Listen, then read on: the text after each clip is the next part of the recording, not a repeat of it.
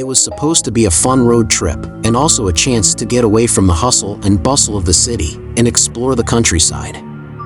My friends and I piled into the car early one morning, armed with snacks, drinks, and music, ready for a day of adventure. But what started as a thrilling excursion quickly turned into a nightmare, one that I will never forget. We had been driving for hours, taking turns behind the wheel, when we decided to take a detour down a small, deserted road. It was a narrow, winding path, lined with tall trees, and it seemed to lead deep into the forest. At first, we were excited by the sense of mystery and intrigue, but as we drove further in, we began to feel a sense of unease. The road was getting narrower, and the trees seemed to be closing in around us. We could no longer see the sky, and the only light came from the headlights of our car. We started to feel trapped, as if we were being led deeper and deeper into the forest, never to return. That's when we saw the first signs of something wrong. We passed a broken-down car, abandoned by the side of the road. The windows were smashed, and the doors were left open, as if the occupants had fled in a hurry. We didn't stop to investigate, but we couldn't shake the feeling that something terrible had happened there. As we drove further, we started to notice other strange things. We saw a figure standing in the road ahead, but as we got closer, it vanished into the trees. We heard strange noises coming from the bushes, and we couldn't shake the feeling that we were being watched. We were all starting to feel uneasy, and we were discussing about turning back, but we were so deep into the forest that we couldn't find our way back. We decided to keep going, hoping that we would find a way out soon. But as the minutes ticked by, our hope began to fade. It was getting darker, and we could no longer see the road ahead. We were driving slowly, trying to avoid any obstacles, when we saw a figure standing in the middle of the road. It was a woman, dressed in a long, white dress, and she was staring at us with blank, lifeless eyes. We all screamed and the driver swerved to avoid hitting her, but as we passed, she vanished into thin air. We were terrified and decided to pull over and take a break. We were all in shock, and none of us could stop shaking. We decided to take a short walk to clear our heads, but as soon as we stepped out of the car, we heard a strange noise coming from the woods. It was a low, rumbling growl, like the sound of a large animal. We immediately ran back to the car and locked the doors, but the growling continued, getting louder and more insistent. We could hear something moving in the bushes, and we knew that whatever it was getting closer. We started the car and drove as fast as we could, but the growling followed us, never letting up. We were all sure that we were going to die, that whatever was following us would catch us and kill us. We could see the headlights of our car reflecting off the trees, and we knew that we were getting closer to the end of the road. But just as we were about to break through the trees and into the open, the growling stopped. We were out of the forest, and we could see the lights of a small town in the distance. We pulled over to the side of the road and sat there, staring at each other, speechless. It was an unbelievable encounter, and not all of us could have imagined the same hallucinations. The rest of the trip was fine, but we ensured that we did not use the same route to get back. Now let's hop on to story number 2, but before I begin reading, make sure that you have subscribed to Mr. Scare for regular horror podcasts.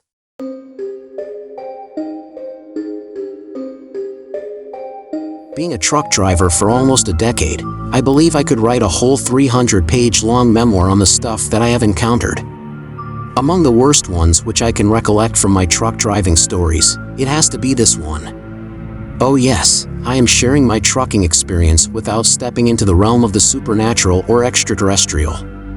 Because hell yes, I have seen some of that too. I think I could share one of those stories too. But before that, let me tell you about this one incident that had nothing to do with anything paranormal. So now to the story. It happened in my initial years of trucking. It was when I was driving across the Bisty Highway to visit my grandpa who lived in a place called Grants. In case you haven't heard the name before, it is close to Gallup. Now since I was not on duty, I was simply just humdrumming my truck happily down the road. The ride was all good, and I was already anticipating all the fun that I was going to have after meeting my grandpa after a long time. I was around an hour's drive away from my destination when I passed 4 identical solid black Dodge Chargers parked on either side of the road. At first, they looked insanely dope, but when I realized that I was the only driver on the road apart from these four, I felt a little creeped out. What if they were on some top-secret government shadow op, and now they had to assassinate me as I had spotted them? Jokes apart, I thought it was weird to see them there, but I kept driving.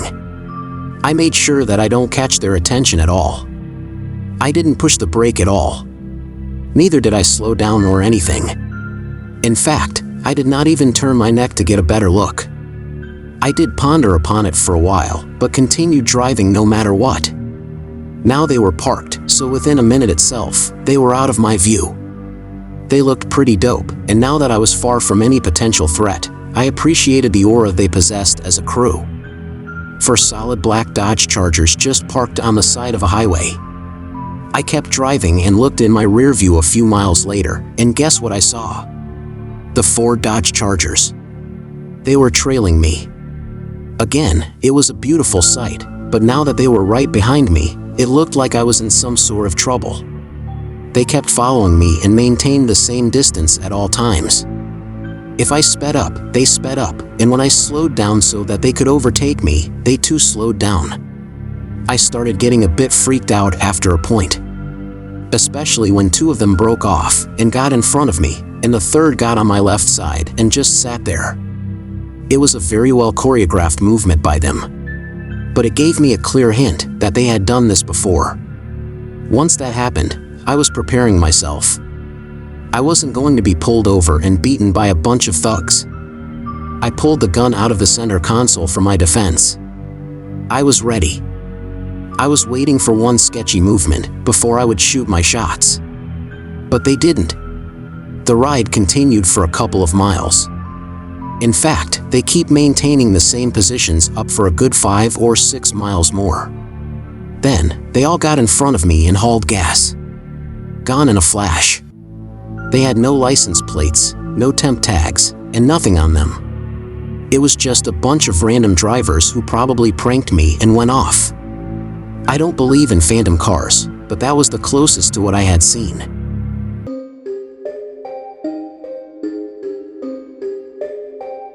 I have this another story to share. It was a dark and stormy night when I set out on my long drive home. I had been working till very late and was eager to get home to my family. I had been on the road for about an hour and the rain was coming down in sheets. The windshield wipers were working overtime, but it was still hard to see the road ahead.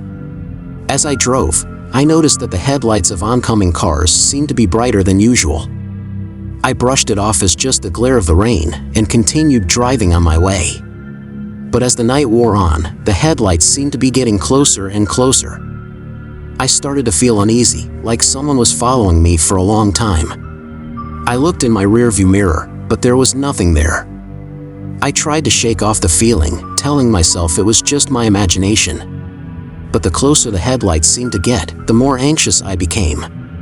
Suddenly, the car behind me turned on its high beams, blinding me. I couldn't see a thing and had to pull over to the side of the road. As I sat there, catching my breath and waiting for my eyes to adjust to the darkness, I heard a knock at my window. I hesitated, but curiosity got the better of me. I rolled down the window to find a man standing there, drenched to the bone. He looked like he had been in a terrible accident. He was covered in cuts and bruises, his clothes were torn, and he had a very weird look in his eyes. He said in a ragged voice, "Please, help me. My car broke down and I've been wandering for hours. Can you give me a ride to the nearest town?" I didn't know what to do. The man looked like he needed help, but something about him made me uneasy. But before I could make a decision, he reached into his coat pocket and pulled out a gun and pointed it towards me. And then he said, waving the gun in my face, "Just give me a ride." I was terrified. I had no choice but to do as he said. I got back in my car and he got in the passenger seat. As I pulled back onto the road, he instructed me to drive deeper into the night. As we drove, the man told me his story. He had been in a car accident and had been wandering the roads for days, trying to find help. He was delirious and kept ranting about how he had to get away from something that was chasing him. But the more he talked, the more I realized that he was not making any sense. His story was filled with inconsistencies and contradictions. I assumed that he was a lunatic, maybe a psycho killer. And the further we drove, the more certain I became that this man was not a victim of a car accident, but something far more sinister. I knew that I had to get away from him, but I was too afraid to make a move. The storm outside was getting worse, and the road was becoming increasingly treacherous. And then, in the distance, I saw something that made my blood run cold. It was a pair of headlights, but they were unlike any headlights I had ever seen before. They were red, and they seemed to be getting closer and closer. I tried to shake off the feeling, but I knew deep down that we were being followed by something that was not human. The man beside me seemed to sense it as well. He was gripping the gun tightly and mumbling to himself. We drove on, the red headlights getting closer and closer, until I couldn't take it anymore. I pulled over to the side of the road, got out of the car, and ran into the darkness. I didn't see the lights anymore. They were gone in a flash. I bent to my window to tell him about the sudden disappearing of the light. But to my surprise, he too was gone. I was shell-shocked, and I did not know what to do.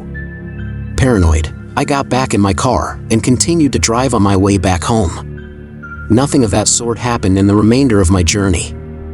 But I was not high on alcohol or any sort of drugs, or even medications. I wasn't sleep-deprived to see hallucinations of that level. But there were no traces of a man sitting in my car at all. It just gives me chills whenever I think of that night.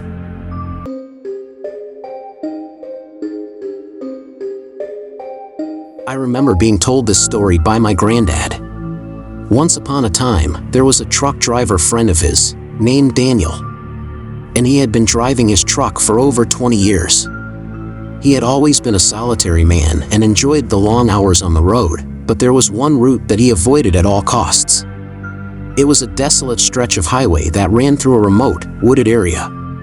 The locals called it the Devil's Highway and claimed that it was haunted by the spirits of those who had died there. One night, Daniel was forced to take the Devil's Highway due to a detour. As he drove, he began to feel a sense of unease. The trees seemed to close in on him, and he could hear strange noises coming from the woods. He tried to shake off the feeling and focus on the road, but soon he saw something that chilled him to the bone. A figure was standing in the middle of the road, illuminated by his headlights. It was a woman, dressed in tattered clothes, with wild, unkempt hair. She looked as if she had been standing there for a long time, waiting for him. Daniel slammed on the brakes and swerved to avoid hitting her, but she was gone as quickly as she had appeared. Shaken, Daniel pulled over to the side of the road and tried to calm himself. But as he sat there, he heard a knock on the door of his truck. Slowly, he opened the door to find the woman standing there, her face twisted in a grotesque grin. She reached out and touched his face, and he felt a coldness like death. Daniel screamed and tried to push her away, but she was too strong. She climbed into the cab of the truck and sat beside him, whispering in his ear. "I've been waiting for you, Daniel. I've been waiting for you for so long." Daniel realized then that this woman was not a woman, but a ghost, one of the many spirits that haunted the Devil's Highway. He was trapped, doomed to drive that road forever, with the ghost of a long-dead woman by his side. From that day on, Daniel's truck was seen driving the Devil's Highway late at night, but no one ever saw Daniel himself behind the wheel. The only thing that could be seen is a figure of a woman sitting in the passenger seat, her ghostly laughter echoing through the trees. The legend of Daniel and the ghost woman still lives on in the small towns along the Devil's Highway, and they say that if you're ever on that road at night, you may be lucky enough to catch a glimpse of the ghost truck, driven by the tormented spirit of Daniel.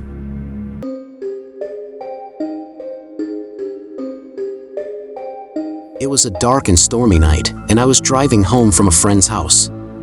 The rain was coming down in sheets and the wind was howling, making it almost impossible to see the road. But I was only a few miles from home, and I was determined to make it there safely. The headlights of my car cut through the darkness, illuminating the deserted roads. I was the only one out on a night like this, and I couldn't shake the feeling that I was being watched. Every time a branch scraped against my window or a gust of wind shook my car, I jumped. As I drove, I began to notice something strange. Every time I passed a side road or a driveway, I could see a pair of glowing eyes staring back at me. At first, I thought it was just my imagination playing tricks on me, but the eyes kept appearing, closer and closer each time. I tried to shake the feeling of unease, but it only grew stronger. I knew I was getting close to home, but the eyes seemed to be following me, getting closer and closer. I could hear something moving in the bushes alongside the road, and I knew that whatever was following me was getting closer. Just when I thought I couldn't take it anymore, I saw my house in the distance. I let out a sigh of relief and pulled into the driveway, but as I got out of my car, I heard a low growl coming from the bushes. I ran inside and locked the door behind me, but I couldn't shake the feeling that whatever was following me was still out there, waiting for me. I never found out what was following me that night, but I knew that I would never forget the feeling of being watched, hunted, and followed on that dark and stormy night.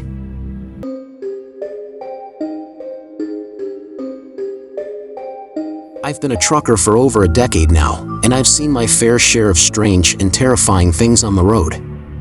But nothing compares to the night I drove down that highway. It was a typical long haul, and I was hauling a load of refrigerated goods from the Midwest to the East Coast. I had just passed through a small town and was making my way onto the highway when I first noticed something was off. It was a dark, moonless night, and the only light on the road came from my headlights. But as I drove, I began to notice something in the distance. At first, I thought it was just a trick of the light, but as I got closer, I realized it was a figure standing in the middle of the road. I quickly swerved to avoid it, but as I passed, I saw that it was a woman. She was dressed in ragged clothes and had long, wild hair. Her eyes were wide and empty, and she was staring straight at me. I quickly pulled over to the side of the road, my heart racing. I got out of my truck and walked back to where I had seen the woman, but she was gone. I thought maybe I had just imagined it and got back on the road. But as I drove, I kept seeing the same woman over and over again, standing in the middle of the road. I tried to shake the feeling of unease, but it only grew stronger as I drove. I kept seeing the woman and other strange things too. I saw a man standing by the side of the road, his face twisted in a grotesque grin. I saw a group of children playing in a field, but as I drove closer, I saw that they were rotting, their flesh falling off their bones. I knew I had to be hallucinating. I was tired, I hadn't slept in days, and my mind was playing tricks on me. But the things I saw, they were too vivid, too real. I couldn't shake the feeling that something was following me, something dark and malevolent. I finally arrived at my destination, but I couldn't shake the feeling of dread that had gripped me on that highway. I never spoke of it to anyone, but that night has stayed with me, a constant reminder of the darkness that lurks on the roads we travel. I'm not sure if I'll ever be able to shake the memory of that night and the things I saw. But I know one thing for certain, I'll never drive down that highway again.